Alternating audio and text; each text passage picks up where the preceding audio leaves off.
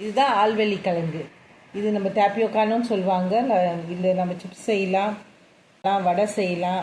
இப்போ நம்ம இன்றைக்கி தோசை எப்படி பண்ணுறதுன்னு பார்க்கலாம். இதை ஃபஸ்ட்டு என்ன பண்ணுங்கள், இட்லி பாத்திரத்தில் ஆவியில் வேக வச்சிடணும். இந்த எண்ணெயை கொஞ்சம் சூடு பண்ணிக்கோங்க. கொஞ்சம் கடுகு போட்டுக்கோங்க. கடுகு பொரிஞ்சதும் கடலைப்பருப்பு, சீரகம், பச்சை மிளகா, கருவேப்பிலை இதெல்லாம் போட்டு கொஞ்சம் எல்லாத்தையும் போட்டு வதக்கணும். கொஞ்சம் பொன்னிறமானதும் வெங்காயம் போட்டுங்க. பொடியாக நறுக்குனா சாம்பார் வெங்காயம்.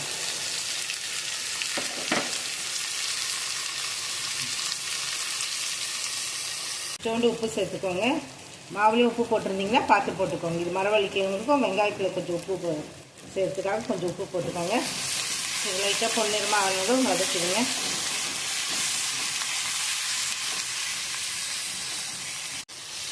வதங்கிறது போதும். இப்போ நம்ம இந்த அரிசி மாவு, இந்த வெங்காயம், இது தாளிச்ச வெங்காயம், மரவள்ளிக்கிழங்கு எல்லாத்தையும் தோசை மாவில் கலந்துடலாம். வாங்க, நம்ம தாளித்து வச்சுருக்கிறது தோசை மாவில் போட்டுடுறோம்.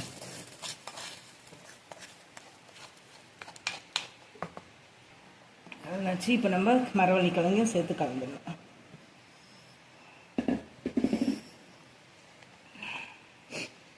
இந்த மசிச்சு மரவள்ளிக்கிழங்கையும் சேர்த்து கலந்துடணும். நம்ம மசிச்சு வச்சுருக்கோம் இல்லைங்களா, அதையும் சேர்த்து கலந்து ஒரு 2 டீஸ்பூன் அரிசி மாவையும் கலந்துக்கணும்.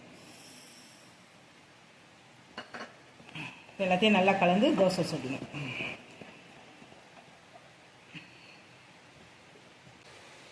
தோசை எப்படி பண்ணலான்னு பார்க்கலாமா?